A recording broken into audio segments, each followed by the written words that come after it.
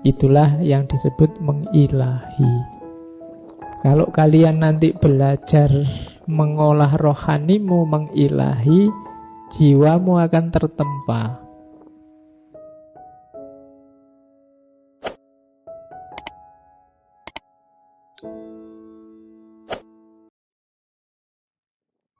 Assalamualaikum warahmatullahi wabarakatuh. Jadi kita hidup, seorang sufi itu berarti hidupnya adalah menepikan dirinya dan menghidupkan Allahnya. Seandainya kamu bayangkan dalam dirimu itu ada dua tombol. Yang satu kalau diklik terus lagunya, nyanyiannya lagu dunia. Yang satu kalau diklik yang lagunya lagu ilahi, ketuhanan. Sufi itu yang diklik yang ketuhanan. Jadi hidupnya hidup ala ilahi, tidak ala manusiawi. Apa kayak gitu manusiawi, Pak? Kan tadi disebut tidak ala manusiawi, ala ilahi. Loh Pak, normalnya manusia itu kan ya hidup di dunia, dengan gaya dunia, dengan mode dunia. Tidak apa-apa kamu hidup di dunia dengan mode dunia, tapi orientasinya ilahi. Apapun yang kamu lakukan, apapun yang kamu kerjakan, ya memang medianya media duniawi, perangkatnya perangkat duniawi, modalnya duniawi, tapi arah tujuan targetnya harus ilahi. Ngaji ini kan duniawi. Kamu butuh baju, kamu butuh kendaraan, kamu butuh kopi, kamu butuh gelas, kamu butuh laptop, kita butuh LCD. Ini kan duniawi semua. Tapi barang-barang duniawi ini kita ajak untuk mengilahi, untuk merohani. Kalau kopi itu kamu ajak melekan nonton sepak bola misalnya, nah itu kamu ajak duniawi.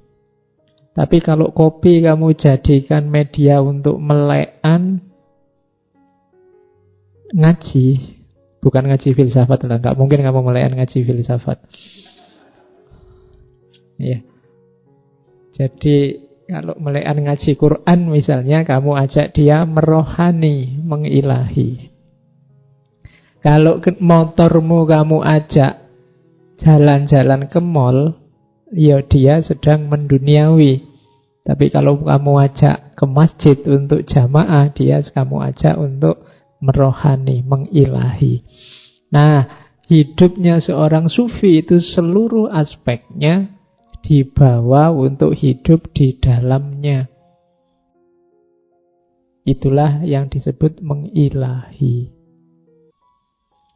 Kalau kalian nanti belajar mengolah rohanimu mengilahi, jiwamu akan tertempa.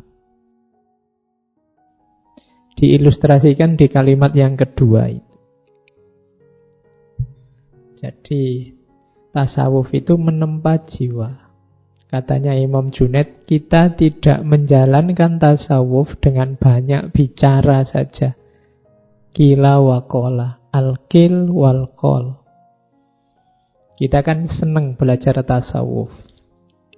Kadang-kadang kita mimpi pengen jadi sufi, terus punya karomah apa, terus bisa menaklukkan orang, bisa menyembuhkan orang, macam-macam cita-citamu. Tapi kebanyakan hanya qila wa qala.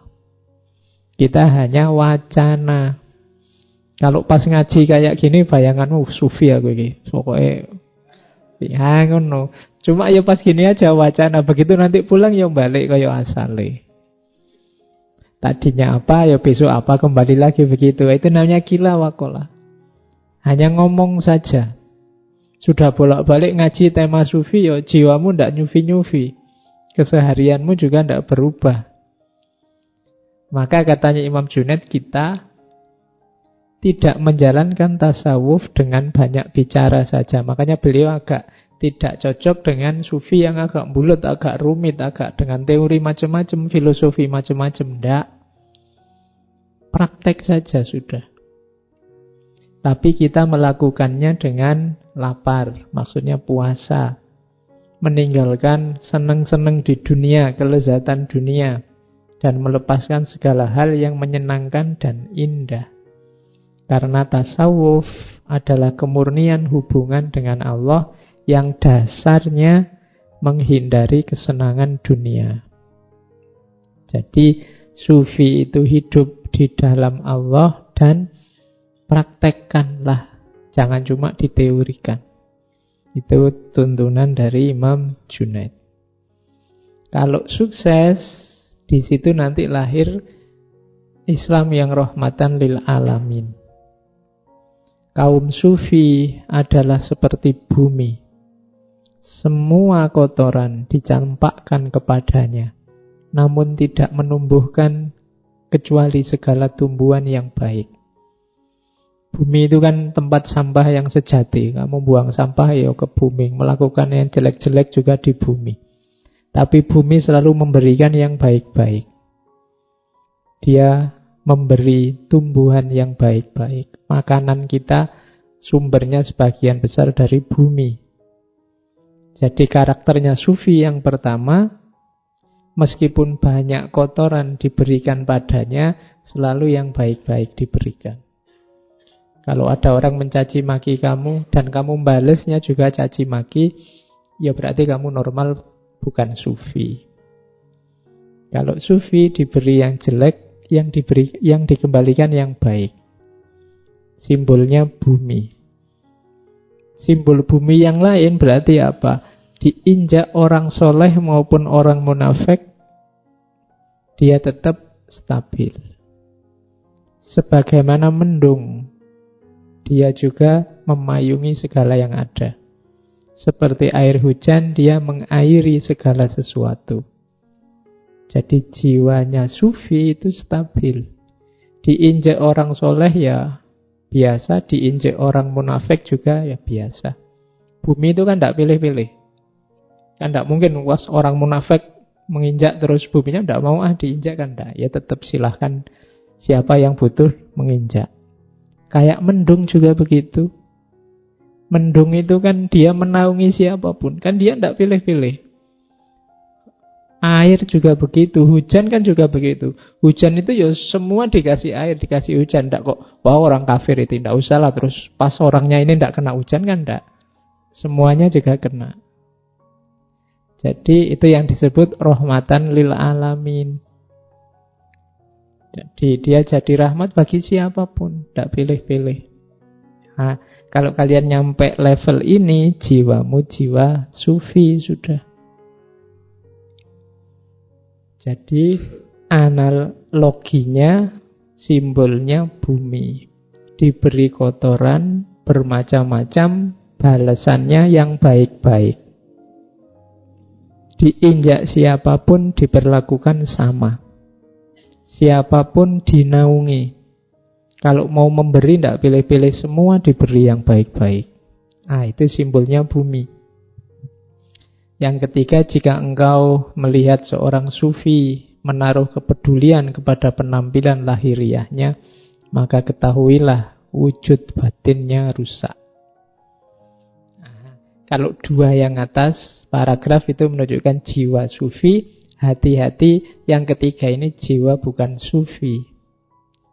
Orang yang sibuk dengan penampilan lahiriah.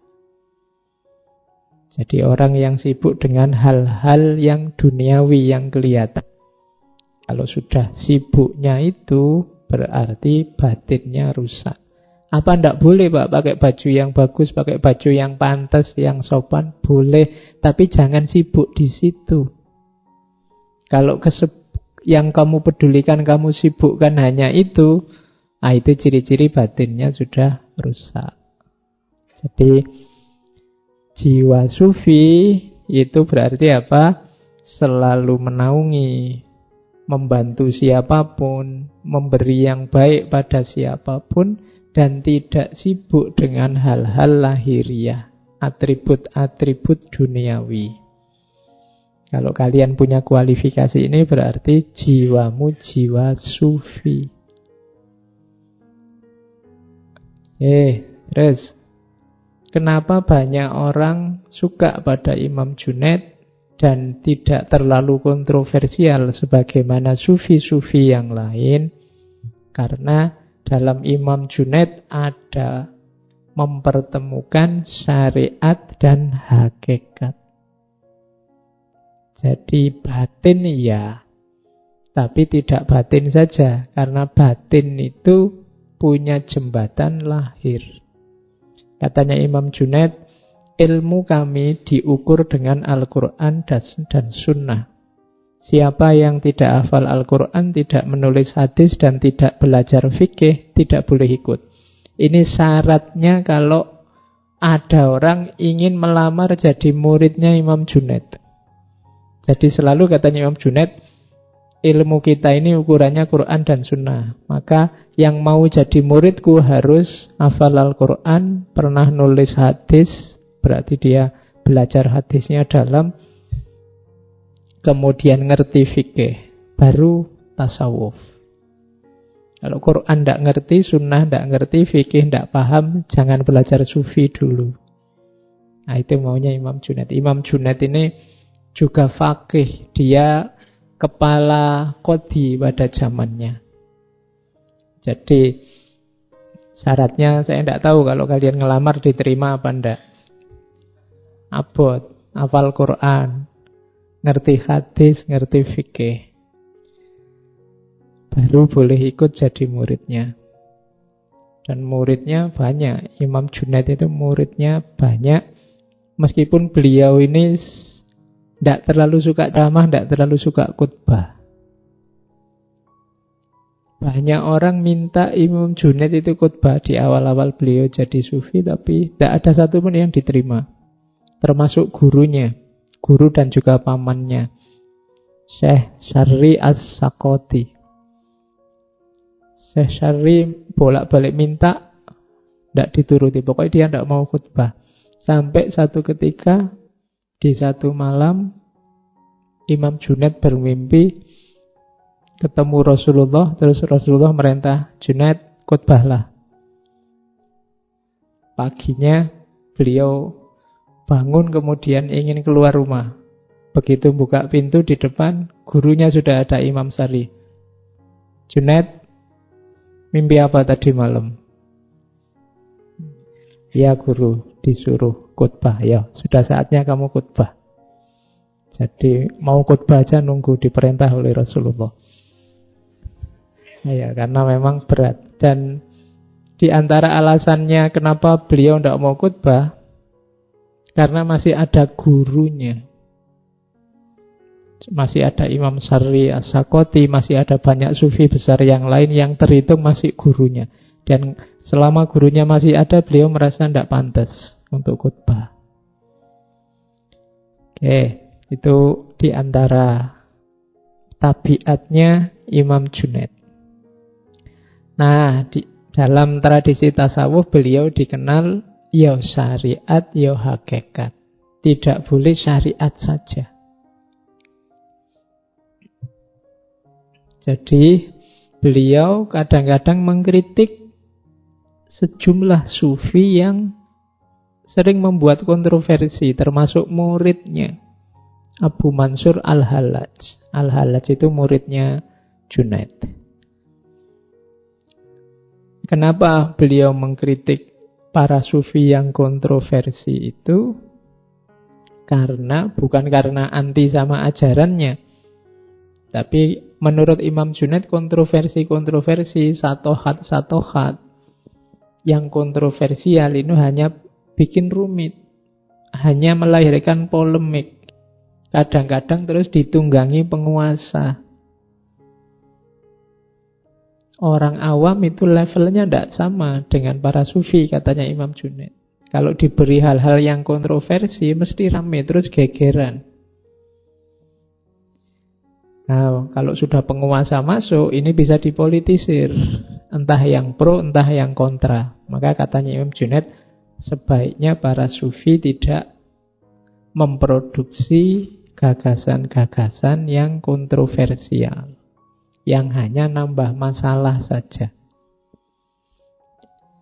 Oke, ini yang membuat nanti tasawufnya Imam Junaid banyak disukai karena beliau tidak meninggalkan syariat. Ada cerita, jadi ada seorang muridnya yang menyatakan, ngutip dari sufi yang lain, bahwa orang itu kalau sudah sampai level makrifat bisa melakukan apapun termasuk meninggalkan kewajiban. Mungkin kalian pernah dengar ya, ada. Kalau sufi itu wis tidak wajib sholat. Kalau levelnya sudah, makomnya sudah makrifat, itu yang kewajiban-kewajiban itu sudah saatnya ditinggalkan, sudah tidak level. Jadi kalau ada temannya, kamu sholat? Sholat, oh. Kok kamu tidak sholat? Tidak level. Levelku sudah. Ya, kan kita sering gitu. Mengkritik orang, merendahkan orang dengan kalimat tidak level.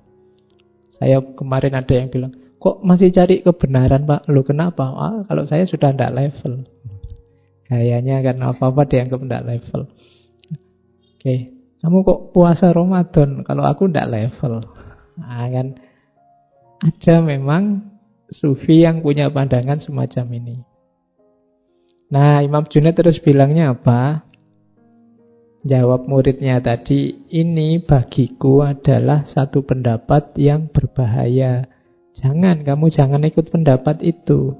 Sesungguhnya seorang arif billah, Imam Junaid juga menyebut kata arif daripada sufi, adalah mereka yang mengerjakan seluruh amal perbuatan sesuai perintah Allah. Logikanya sebenarnya kalau engkau menyatakan dirimu dekat sama Allah dan cinta sama Allah, jangankan diperintah, tidak diperintah pun kamu akan melakukan segala yang baik-baik, segala yang terpuji. Jangankan yang wajib, yang sunnah pun mungkin akan kamu penuhi, bahkan kamu nambah sebanyak mungkin. Jadi kalau ada orang bilang saya sudah tidak wajib lagi sholat, tidak wajib lagi puasa karena sudah jadi sufi, makomku sudah tinggi, itu sebenarnya secara logika kontradiksi. Karena kalau kamu menyatakan sangat dekat sama Allah, cinta sama Allah, ya harusnya justru kamu nambah sholat semakin banyak, nambah puasa semakin banyak, tidak hanya yang wajib-wajib. Karena hanya kepadanya amal itu kembali. Katanya Imam Junaid, justru yang menjalankan kewajiban syariat tadi, inilah keyakinan yang terus memperkuat ma'rifatku dan memperkokoh keadaanku. Aku itu ma'rifatku tambah kuat, tambah kokoh karena apa? Menjalankan kewajiban-kewajiban tadi. Jadi tidak ada ceritanya orang gugur kewajiban atau bebas kewajiban. Oke, itu tuntunannya Imam Junaid. Hubungan antara syariat dan hakikat. Nah, nanti di dalam Rosail ada 8 karakter sufi yang ini meneladani para nabi. Kalian yang belajar tasawuf, wujudkan ini. Ini termasuk rangkaian dari husnul khuluq, akhlak yang baik. Sufi itu punya 8 ciri. Yang pertama, cirinya Nabi Ibrahim, yaitu murah hati. Nabi Ibrahim itu kan dikenal pemurah. Orang minta apapun akan dikasih. Bahkan ada cerita Nabi Ibrahim itu tidak pernah makan malam sendirian. Begitu dia mau makan malam, kok tidak ada temannya, dia akan keluar rumah nyari teman. Mungkin minta tetangganya untuk menemani. Jadi beliau ini sangat pemurah. Jadi ciri sufi yang pertama murah hati. Sufi kok pelit? Ya wis tidak usah dicari lagi teorinya, ya mesti bukan sufi. Jadi sufi itu murah hati. Kenapa sih sufi itu bisa murah hati? Karena dia sudah tidak terikat lagi dengan dunia. Jangankan ada orang minta, orang tidak minta pun kadang-kadang kalau beliau mau ya hartanya dibagi-bagi. Dikasihkan siapa yang ingin. Jadi ciri pertama itu. Ciri kedua, cirinya Nabi Ismail, ridho. Sufi itu selalu ridho, selalu menerima, selalu rela apapun ketetapan Allah atas dirinya. Tidak ada sufi kok mengeluh, sambat. Kalau kita kan terbiasa mengeluh, jangankan dapat musibah, hujan aja kan kita mengeluh. Panas juga mengeluh. Itu malaikat yang ngurusi cuaca mesti bingung. Ini menungso, ini dikasih hujan sambat, dikasih panas sambat. Musim kemarau sambat, musim penghujan sambat. Kalau Nabi Ismail ridho, jangankan apa yang dimiliki, bahkan nyawanya sekalipun, kalau oleh Allah diminta, diberikan ikhlas. Kan kisahnya Nabi Ibrahim dapat wahyu untuk menyembelih. Dan Nabi Ismail tidak pakai mendebat bapaknya. Kalau kamu mungkin kamu ajak debat, itu Allah beneran apa? Apa buktinya? Itu mesti gitu. Oh, tidak bisa ditak, kamu mesti nawar. Tapi kalau Nabi Ismail tidak. Nabi Ismail ngerti bapaknya Nabi ya, terus kalau memang itu perintahnya Allah, ya silahkan. Ya meskipun tidak bisa ditiru. Besok bapakmu tiba-tiba, aku tadi malam mimpi bapakmu bukan Nabi.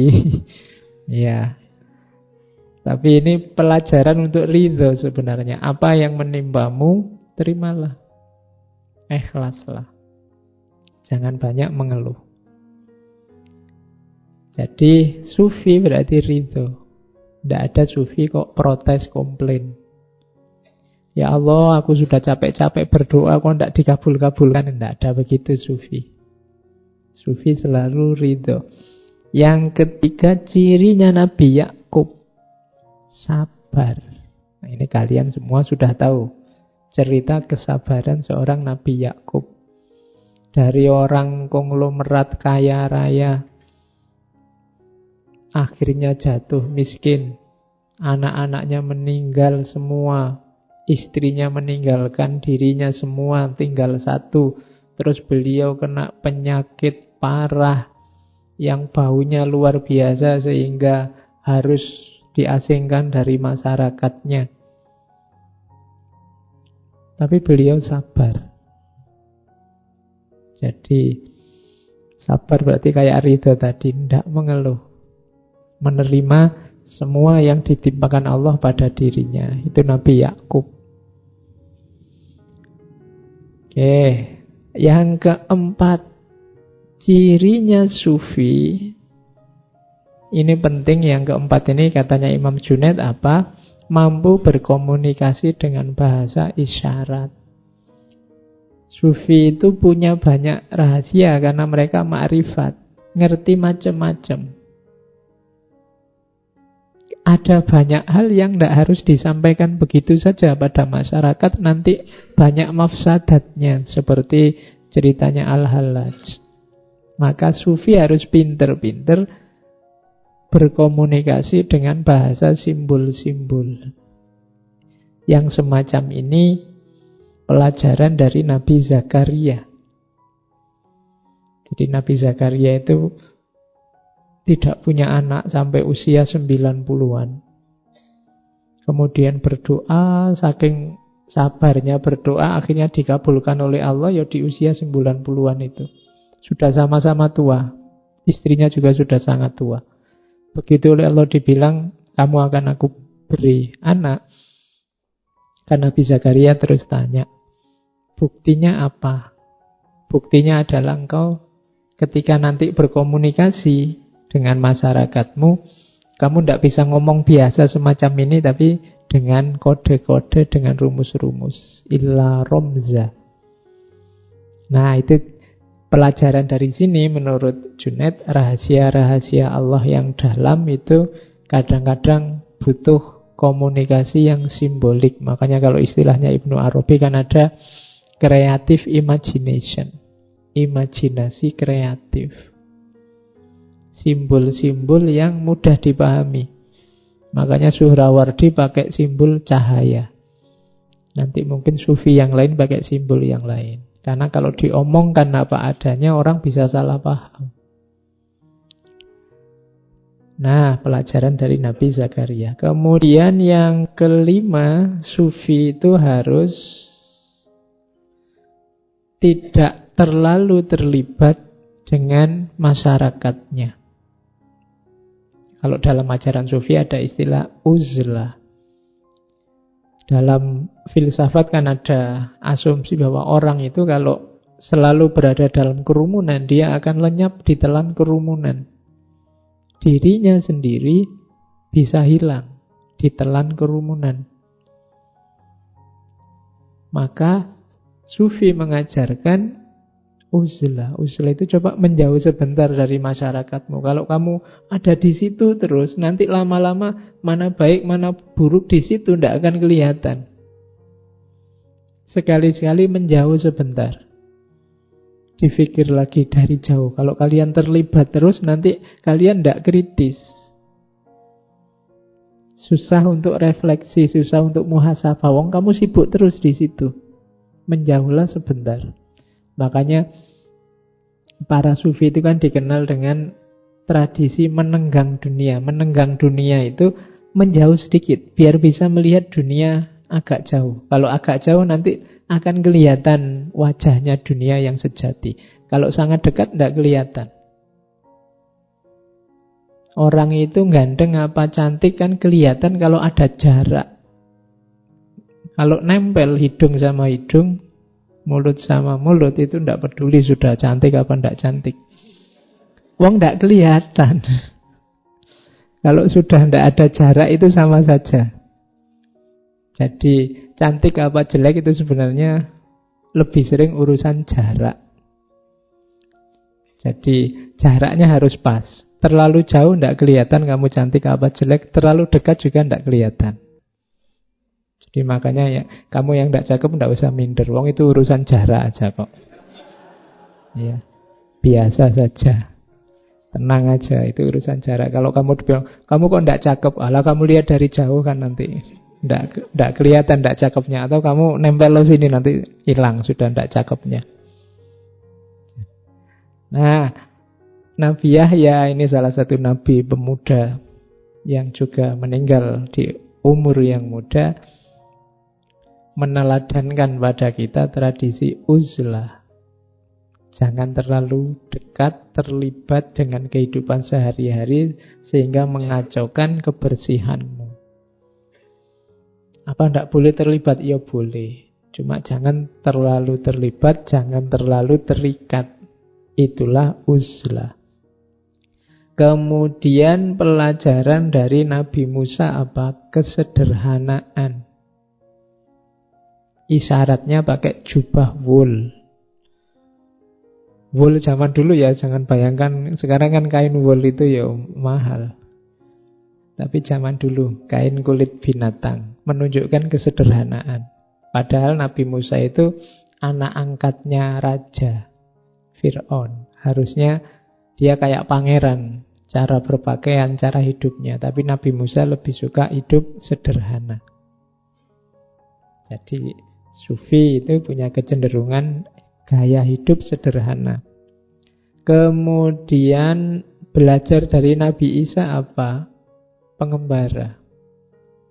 Tidak sempit wawasan, kenapa? Karena pikniknya jauh. Ya. Kamu kan kadang-kadang dikritik orang, kamu pikniknya kurang. Itu kan simbol dari wawasanmu kurang luas. Kamu tidak pernah kemana-mana sih. Yang kamu baca cuma itu. Masa liburan kayak gini malah ngaji. Iya. Mbok yo kalian itu rekreasi kemana biar ngerti macam-macam. Nabi Isa itu kan kalau dibaca sejarahnya kan beliau kemana-mana sama muridnya, jalan kemana, menuju kemana. Itu kalian tiru biar wawasannya luas, biar ngerti macam-macam. Kalau modalnya besar ya sana keluar luar negeri, sana ngerti orang-orang di sana ngapain, orang dari luar pulau ngapain, Dari luar kotamu ngapain kan itu. Biar wawasanmu luas, biar tidak sempit.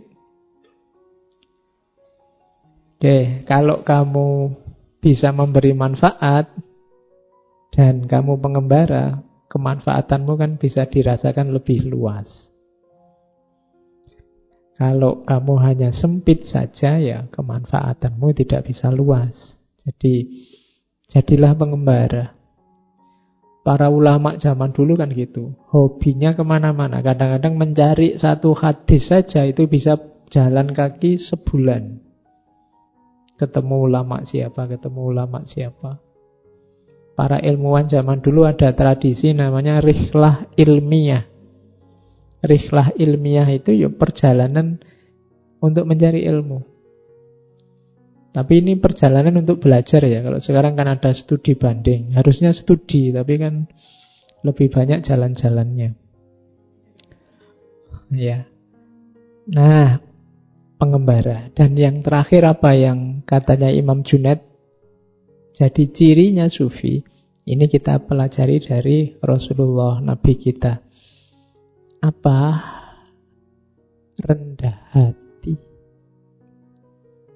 Jadi Rasulullah itu dikenal Nabi yang rendah hati, tidak sombong, tidak meninggi-ninggikan dirinya. Itu ciri utama harusnya yang diteladani umatnya.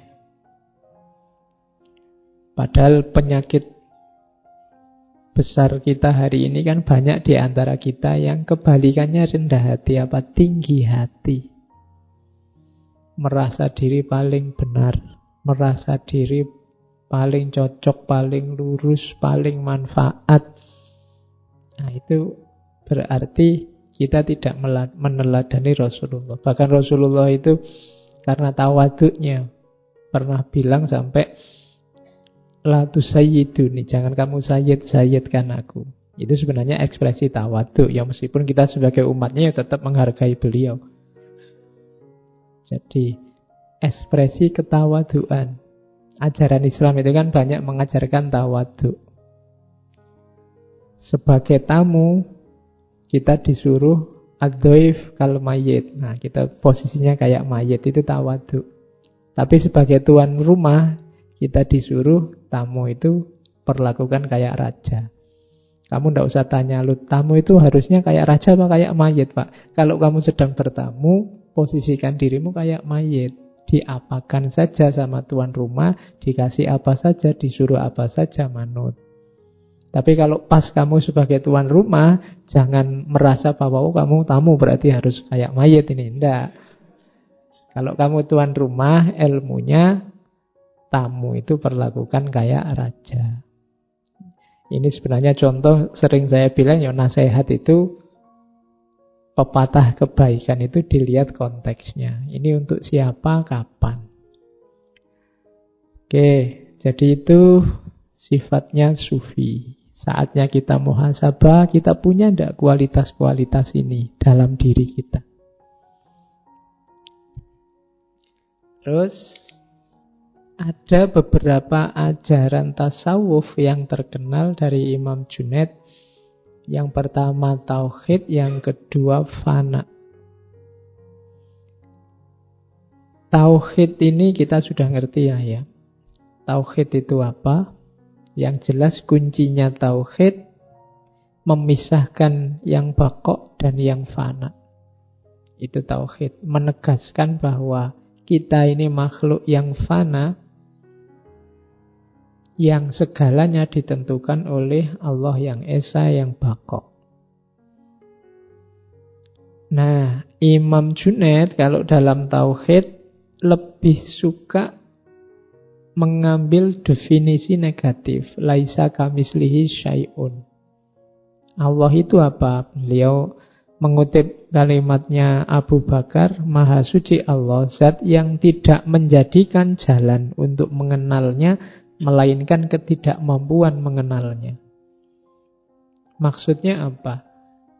Cara kita untuk mengenal Allah adalah dengan cara mengakui bahwa kita tidak akan mampu mengenalnya. Itu kalimat filosofis ini. Jadi caramu untuk kenal Allah adalah dengan cara akuilah bahwa kamu sendiri tidak akan mampu dengan kemampuanmu untuk mengenal Allah. Kenapa? Karena Allah itu laisa kamislihi syai'un. Tidak bisa ada imbangannya apapun, termasuk konsepmu, termasuk gambaranmu, termasuk imajinasimu. Jadi makanya kalimat tauhid itu diawali la ilaha. Semuanya harus dinafikan kecuali Dia. Berarti termasuk pikiranmu, gagasanmu, bayanganmu tentang Allah, nafikan semua. Pokoknya hanya Allah yang ada, yang itu tidak terjangkau olehmu. Kayak semacam ini kalau dalam studi agama disebut teologi negatif. Jadi menegaskan sesuatu justru dengan cara menegasikan. Oke. Itu kayak kamu ditanya, cirinya temanku itu yang kayak gimana sih? Oh, kalau teman yang itu, pokoknya bayangkan yang tidak ganteng, berarti dia. Itu kan dari mendefinisikan sesuatu dari negasinya. Pokoknya orang yang tidak ramah, bayangannya semacam itulah. Jadi memahami sesuatu dari negasinya. Nah, memahami Allah justru dari negasi total apapun.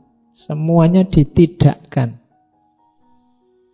Nah, itulah baru kita kenal Allah. Jadi Maha Suci Zat yang menjadikan jalan bagi makhluknya untuk mengenalnya melalui ketidakmampuan mengenalnya. Oke. Jadi mudahnya itu. Kenapa sih dasarnya harus tauhid? Karena kita sendiri yang berjanji dulu. Itu di surat Al-A'raf itu kan, wa idz akhadha rabbuka mim bani adama min zuhurihim dzurriyyatuhum wa ashhaduhum, dan seterusnya. Jadi ini kan dulu sebelum kita lahir, ini bagi yang belajar neoplatonisme, ada yang menafsirkan risalahnya Junaid ini ketika menggambarkan misak. Namanya misak itu perjanjian. Dulu kita sebelum ada di dunia ini ada satu alam, ada satu dunia, sebut saja dunia roh. Yang di situ kita masih belum kayak gini, masih dalam bentuk, kalau di risalah Junaid disebut di situ pertemuan antara yang hak dengan yang hak. Hak besar Allah dengan hak kecil manusia. Manusia dalam bentuk yang paling murni, paling sejati. Sebelum nanti masuk ke jasad, kemudian jadi kayak kalian, terus karena banyak sekali hijab, terus tidak karu-karuan pikiranmu, gaya hidupmu, dosamu akeh macam-macam. Yang hak, yang sejati tadi akhirnya samar-samar. Tapi kalau kita teliti serius masuk ke dalam, kita ketemu hak yang sejati tadi. Dulu sebenarnya kita berjanji sudah, ketika hak dan hak tadi bertemu, terus Allah tanya, bukankah aku ini Tuhanmu? Bala syahidna. Betul, kami saksinya. Jadi ini dulu kita sudah ditanya, apakah engkau mengakui bahwa aku ini Tuhanmu? Bala syahidna. Nah, ini yang oleh Imam Junaid disebut misak. Kita dulu sudah janji, sudah menegaskan ini. Maka cerita hidup kita di dunia sebenarnya apa? Cerita mewujudkan perjanjian ini. Jadi kita hidup ini sebenarnya memenuhi janji untuk bersaksi bahwa hanya Allah satu-satunya Tuhan. Ini namanya misak. Berarti kalau kita hidup keluar dari jalannya Allah, hidup menjauh dari Allah, kita sedang mengkhianati janji kita sendiri. Maka jangan sampai jalan hidup kita itu cerita pengkhianatan. Ceritanya harus cerita persaksian. Sebagaimana dulu kita sudah bersaksi, bala syahidna. Oke, jadi ini ajaran tauhid. Teorinya namanya teori misak. Nanti yang tertarik bikin skripsi atau tesis tentang Junaid boleh mengangkat teori misak menurut Junaid al-Baghdadi. Nah, tauhid kalau menurut Imam Junaid ada 4 level. Imam Junaid itu salah satu yang juga diikuti oleh Imam Ghazali. Ini baunya kan kayak ketika Imam Ghazali membagi ada awam, khawas, khawasul khawas, dan seterusnya. Imam Junaid lebih dulu membagi ini. Tauhid itu ada tauhidnya orang awam, ada tauhidnya orang alim, ada tauhidnya orang khawas dan khawasul khawas. Kalau orang awam itu ya kayak kita. Kayak kalian kalau saya tanya tauhid itu apa? Tauhid itu mengesahkan Allah, bersaksi bahwa satu-satunya Tuhan hanya Allah. Berarti awam.